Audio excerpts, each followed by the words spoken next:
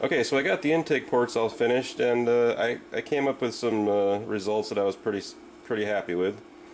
So we got those done. Now let's move on to the exhaust ports.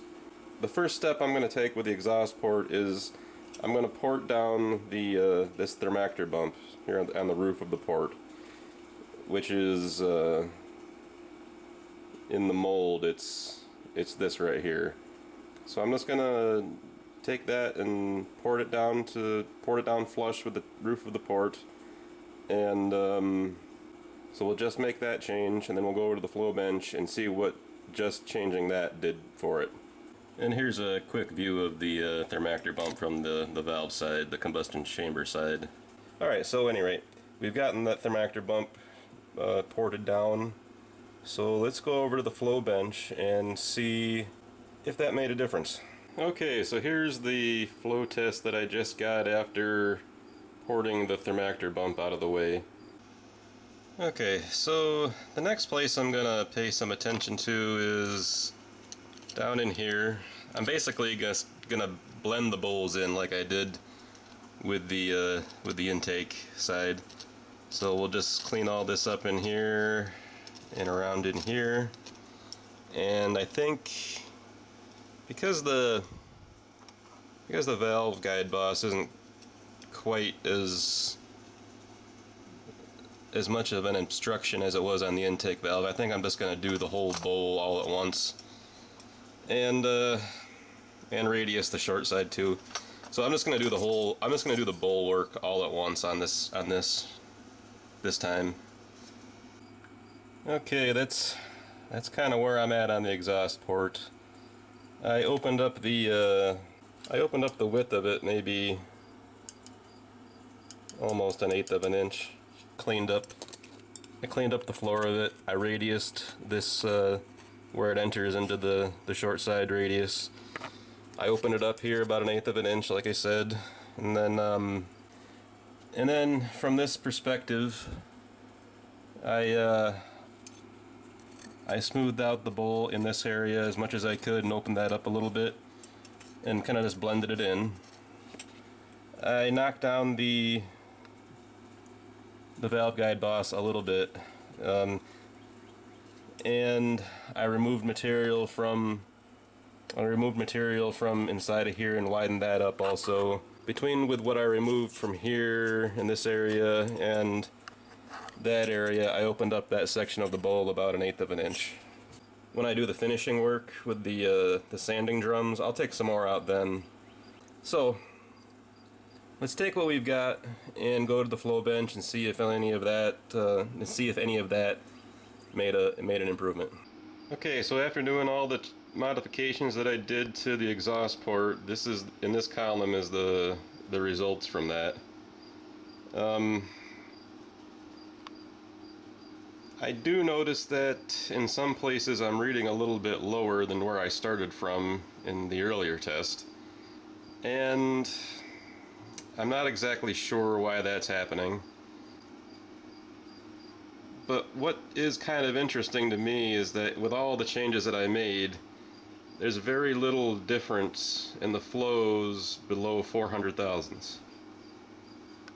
And that's interesting to me.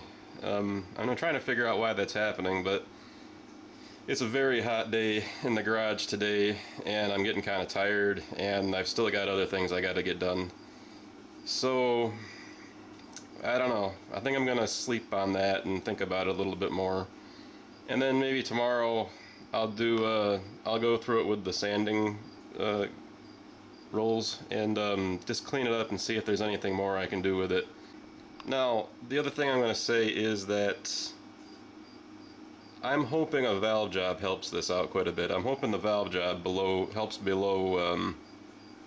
those flow numbers under 400 thousandths quite a bit, because I need those to be good, because the camshaft that I've got's only got 400 thousandths valve lift, so I'm not even going to get to take advantage of this stuff here unless I get a different camshaft in there. And even if I got the HO cam, I still wouldn't be up into there. Okay, so I brought it back over to the bench and did a little bit of cleanup work with the sanding rolls. And here's what it looks like from the chamber side.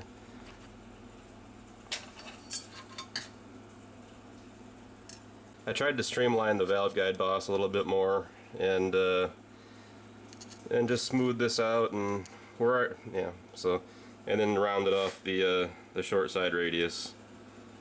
And yeah, so anyway, to go over it again, most of the material I removed was from in here and in here and some around here and from the valve guide boss and the roof and the sides, but not hardly. I only removed the bare minimum off the floor. So okay, so let's go back to the bench one more time and get the final flow numbers for this. Well, the final flow numbers before we have the valve job done. Okay, so these are the final flow test numbers that I'm going to have before I send the cylinder head out for the valve job. And in this column here, we can see that I did some cleanup work with the sanding rolls, and I picked up a few more CFM. And here you can see the total gain from the stock port to the final cleanup. So something else I'm going to say is that I ended up going back to the spreadsheet where I had these numbers, and I changed the calibration on it to match the calibration on these, which brought them up a little bit. And if you want to see how much they changed, just go back in the video, because the last time I showed this screen it was with the previous calibration. So if you want to see the difference with the calibration change that I made for these older numbers, you can see it that way. But that's where I'm at. And the other thing real quick is I did some, I don't know if I mentioned it in the other video about the intake porting, but I did some cleanup work on that, and I ended up getting up to 180.6 at 500 thousandths, and I did check it at 600 thousandths there and got 184. So I'm pretty happy with the performance of that intake port, and hopefully a nice triangle valve job will help that just a little bit more, especially at the low lift numbers. And I'm hoping for the same type of thing here with these low lift numbers, because what I'm seeing about that is that even after all that porting work, at the low lifts, it's really not improved very much. But something happens when you go from 300 thousandths to 400 thousandths. There's all of a sudden this significant gain in flow. I've got to go through and port the other 7 exhaust ports, and then I've got to go get these heads into the machine shop and have them done. So I'd say there's a probably good possibility that I won't have a new video up for maybe 2 weeks after this one. I guess that's all I've got until then, so we'll see you.